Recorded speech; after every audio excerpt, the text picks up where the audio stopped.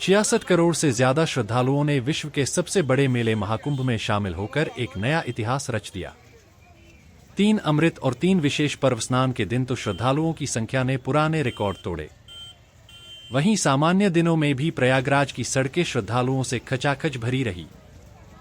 हवाई जहाज, रेलगाड़ी, बस या किसी अन्य साधन से प्रयागराज की धरती पर कदम रखने के बाद श्रद्धालु बस ही एक बात पूछता था, संगम कहाँ है।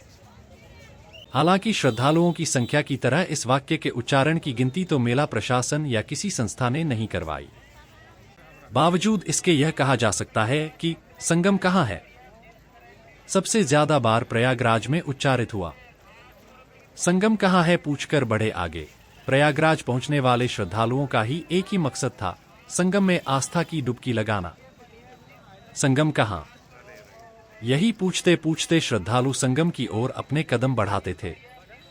थकने पर एक किनारे बैठ जाते, थोड़ा आराम के बाद आगे बढ़ते और सड़क के दाएं बाएं सामान बेचने वाले दुकानदारों, पुलिस वालों और स्नान करके वापस आने वालों से ही एक ही बात पूछते, संगम कहाँ है।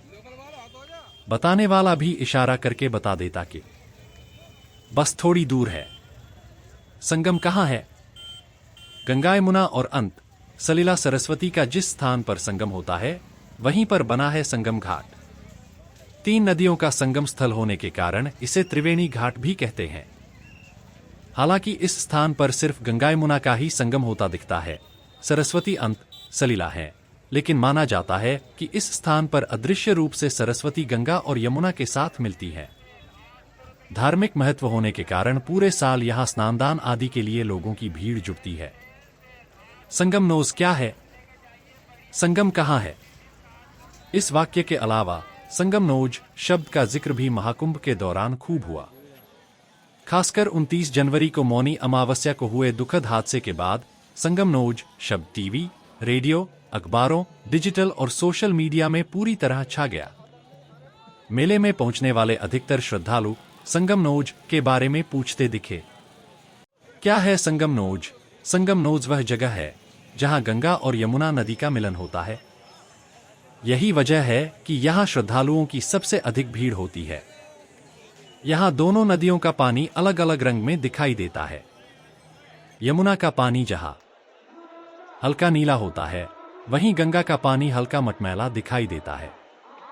यहां आकर यमुना नदी समाप्त हो जाती है और गंगा में मिल जाती है। कुंभ में इस क्षेत्र को संगम घाट के तौर पर चिन्हित किया गया है।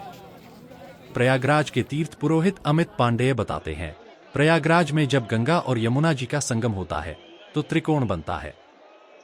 ये नोक यानी नाक की तरह दिखाई देता है। यही वजह है कि अंग्रेजी में इसके लिए नोज शब्द का इस्तेमाल किया गया है। वे कहते हैं, दोनों नदियों के मिलने से एक कोण बनाता है। एक कोण से गंगा जी आती हैं, एक कोण से यमुना जी आती हैं। जब दोनों मिलती हैं तो एक नोक की तरह दिखने वाला कोण बनता है। इसके बाद यमुना जी गंगा में मिलकर बनारस की तरफ प्रस्थान कर जाती हैं। प्रयागराज के पुरोहित सुरेंद्र गौड़ कहते हैं, कुंभ मेले में संगम में न सिर्फ मनुष्य स्नान करते हैं, बल्कि मान्यता है कि देवता और दानव भी यहां स्नान करने के लिए आते हैं।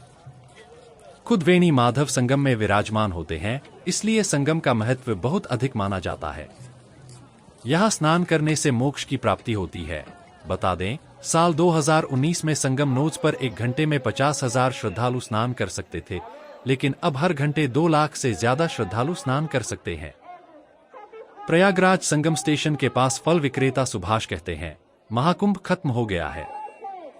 शहर धीरे धीरे अपने रंगत में लौटेगा। पिछले 1-1.5 महीने में श्रद्धालु बस एक बात पूछते थे कि भैया संगम किधर है।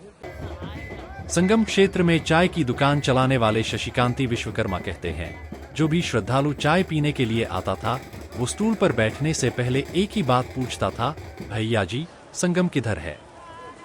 थोड़ी मायूसी के साथ शशिकांत कहते हैं, मेला खत्म, अब कौन पूछेगा संगम किधर है।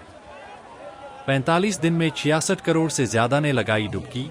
13 जनवरी से 26 फरवरी के बीच यानी 45 दिनों में 66 करोड़ से ज्यादा भक्तों ने महाकुंभनगरी पहुंचकर संगम में डुबकी लगाई है।